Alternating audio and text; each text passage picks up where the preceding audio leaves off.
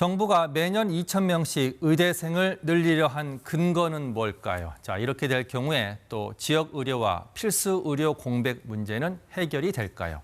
손정혜 변호사와 하나씩 살펴보겠습니다. 자, 어서 오십시오. 안녕하세요.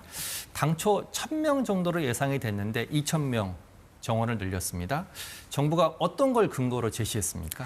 네, 일단은 한국보건사회연구원의 예측 결과입니다. 2035년에 이르면 의사가 15,000명이 부족할 거라는 예측인데요. 10,000명이 부족하고 또 취약 지역에는 5,000명의 의사가 부족하다라는 결론에 이르게 돼서 의사가 사실은 바로 이렇게 의사를 양성할 수 있는 게 아니라 최소 6년 또 10년 정도의 어떤 기간이 필요하다 보니까 지금부터 준비한다고 하더라도 2031년, 2035년 2,000명씩이 증원되면 지금 부족한 인원수가 이제 포함이 되는 거거든요. 10,000명이 그제야 나오기 때문에 이제라도 증원을 해야 된다는 게 정부의 주장이고요. 특히 취약 지역에는 여전히 의사들이 부족해서 뭐 응급실이 없다던가 또 이제 버스 타고 올라오고 숙소 잡아서 이제 수도권에서 진료받는 분들이 많다 보니까 그런 현실을 지적을 했고요. 특히 OECD 기준으로도 의사 수가 절대적으로 조금 기준상 미달하는 것이 맞습니다. 그래서 증원이 필요하다라는 이야기는 오랫동안 있었고 다만 여러 가지 문제 때문에 지금 19년째 동결된 상황에서 증원하겠다라고 이제 매년 2,000명씩 더 하겠다라는 것입니다.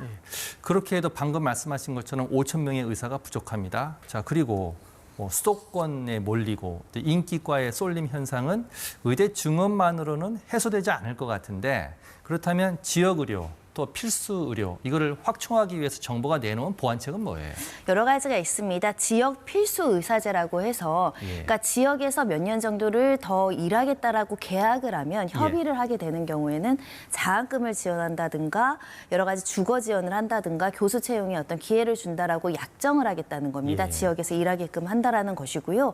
그리고 필수 의료 수가를 집중적으로 인상을 하는데 2028년까지 10조 원 이상의 재정을 투입한다는 겁니다. 그러니까 지금 문제가 되는 과들이 이제 외과, 산부인과, 내과, 소아과 여기가 사실은 굉장히 의사들이 줄고 있다라고 하죠.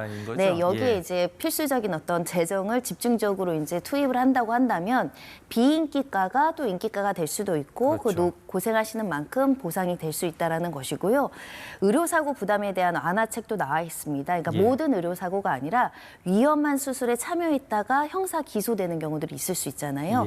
그랬을 때 처벌을 감면하거나 처벌을 하지 않는 제도를 이제 실시하겠다라고 이제 제안을 하는 것이고요. 또 하나 시니어 의사제라는 게 있습니다. 그러니까 이제 퇴직을 앞두거나 퇴직한 의사분들, 뭐 보건소에서 일한다거나 지역에 가서 이제 현장에서 이제 고령자 돌봄이라든가 워낙에 고령자들의 이제 인구가 많아지다 보니까 이렇게 시니어 의사제도 이제 도입을 해서 좀 취약계층 또는 지역의 의사들을 많이 보내겠다라는 것이 정부의 설명입니다. 시스템을 구축할 때까지는 그렇게 해서 좀 필수 인력을 좀 보충하겠다는 건데, 자, 여기에 대해서 보건의료단체, 또 환자단체는 환영인데 지금 의사협회는 즉각 반발하고 있습니다. 총파업을 예고했죠. 강력한 반발을 하고 있는데 일단 졸속 추진이다, 일방적이고 독단적인 정책이다 이렇게 비난을 하면서 특히 이렇게 의사 수를 늘리면 말씀하신 것처럼 필수 의료계에 가는 게 아니라 뭐 피부과, 뭐 성형외과 이쪽으로 쏠림 현상을 어떻게 막을 것이냐. 더군다나 의사 수가 증가하면 의료 수요 증가로 건보 재정이 악화된다 이런 주장을 하고 있습니다. 총파업도 예고하고 있는 것인데 전공의들과 함께 총파업을 하겠다. 근데 전공의들이 사실은 대학병원이나 이런 데서 수술에 참여하거나 여러 가지 응급실, 당직 이런 업무를 하는 사람들이기 때문에 만약에 전공의들이 단체적으로 파업에 이른다고 한다면 의료 공백이 예상되는 상황이기 때문에 사실은 심도 있게 그 과정들을 조금 살펴봐야 되는 것이고요. 그래서 정부에서도 좀 고민이 있을 것 같습니다. 대통령도 하여튼 시대적 과제라 그랬고요. 정부도 지금 강력한 대책을 추진하고 있습니다. 자, 4년 전처럼 의료 대란이 일어날 수 있는 상황인 것 같은데 어떻게 대응하는 게 정부의 계획입니까?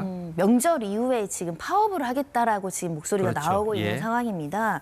일단 정부는 그 한 통계상 44.3%의 국민이 이 의대 증원안을 찬성하고 있습니다. 예. 압도적인 민심으로 이제 의사 단체를 조금 설득하겠다라는 것이고요. 예. 한 가지는 의료법에 이런 게 있습니다. 업무에 복귀하라는 명령을 내렸는데 복귀하지 않으면 1년 이하의 자격 정지, 3년 이하의 징역 이렇게 이제 형사 처벌할 수 있는 조항이 있어서 예. 만약에 이렇게 파업을 하고 업무 복귀 명령에 따르지 않으면 이런 처벌까지 감수할 정도로 강경 대응하겠다 이런 정부의 입장을 보이고 있는 것이고요. 예. 그러면서도 지속적으로 대화하려는 시도는 하고 있는 것 같습니다. 원만하게 해결하기를 바랍니다. 예, 정부의 입장이 강경한 것 같은데, 자 이거와 조금 다를 수는 있지만, 뭐 지금도 의대 쏠림 현상이 엄청 큰데요. 앞으로는 더 그럴 것 같습니다. 지금 대학가에서도 술렁이고 학원가에서도 문의가 잇따르고 있다는 보도가 나오고 있는데, 자 교육부의 고민이 깊을 것 같아요. 이 문제는 어떻게 좀 해결할 수 있겠습니까? 그러니까 의사를 늘리는 거는 의대 정원을 늘리는 거니까 의료 대학의 문제가 돼버린 겁니다. 결국 공은 교육부로 넘어간 상태이고 교육부가 당장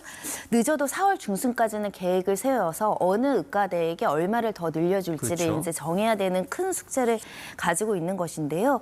그래서 교육부 입장에서는 4월 중하순까지는 대학들에게 입학 정원을 배분하겠다. 그리고 예. 특히 지역 의사제가 중요하니까 지역에 있는 의과대학 중심으로 이제 인원을 좀 많이 늘리겠다라는 것이고 예. 거기서 이제 배출된 지역의 의사가 그 지역에서 이제 봉사하거나 의료 업무를 할 수 있도록 관리하겠다라는 입장이고요. 다만 이렇게 의대를 대폭 늘리면 의대를 지원하는 그 수험생들이 많아질 가능성은 그렇죠. 분명히 있는 상황이거든요. 그런 부분에 대해서는 이공계 지원을 강화하겠다. 너무 이대 쪽으로만 쏠리지 않게끔 강화하겠다라고 하는데요. 예. 구체적인 보완책이 조금 더 고민이 돼야 될 것 같고 정부에서도 이 부분을 신경 쓴다고 하고 있습니다. 예, 알겠습니다. 오늘 말씀 여기까지 듣겠습니다. 손종혜 변호사였습니다. 고맙습니다.